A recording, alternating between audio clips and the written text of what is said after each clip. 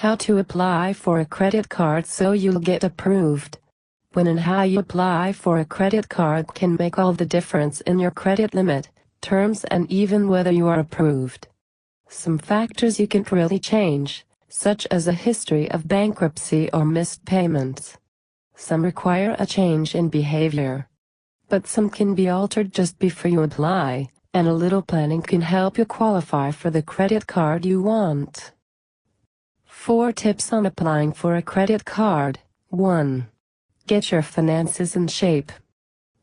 There's nothing you can do about a history of missed payments or a bankruptcy.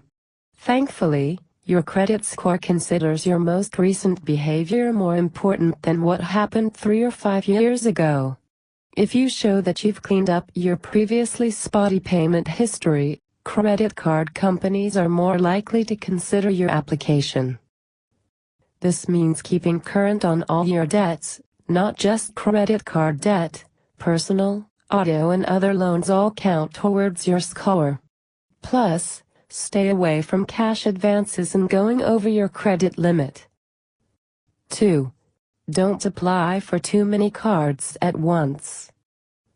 Every time you apply for a loan, a credit card issuer or other lender looks into your credit score. If you initiated the lender's inquiry by applying for the card, your credit score takes a hit. If the card company runs the credit score check without your knowledge to pre-approve you, then you're off the hook. What this means in practical terms is that you shouldn't apply for 2 or 3 cards all in one go, or even space your credit limit increases too closely. Even though it may seem like a good idea to apply for a backup credit card in case you're rejected for your top choice, it looks to lenders like you're suddenly asking for a lot more credit. They are more likely to look at you nervously. The exception to the spread out your applications rule is mortgages, student and auto loans, and any other loans that involve rate shopping. In that case, you are expected to go from bank to bank, comparing their rate offers. Fairczech, the company that computes your credit score, lumps all of those types of applications made in 14 or 45 days as just one inquiry. The old way of scoring used 14 days, and the new use is 45. Lenders choose which version to use.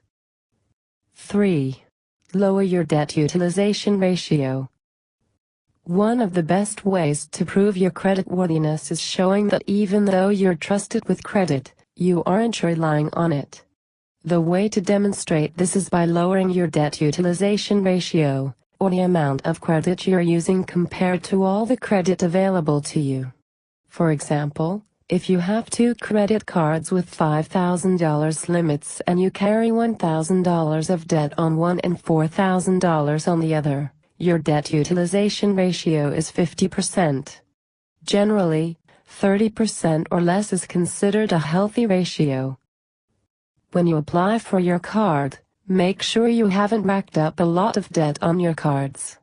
Even if you're planning to pay off your debt at the end of the month, before you have to pay any interest, lenders still count it as debt. A good time to apply, then, might be right after you've paid off your credit card. 4. Set your sights on the right credit cards. We mentioned that your credit score gets dinged every time you apply for a card.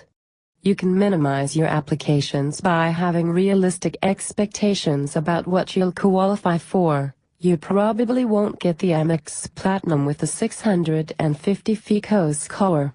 While you'll get the pick of the litter with excellent credit, if you have average or bad credit, you'll need to consider other options.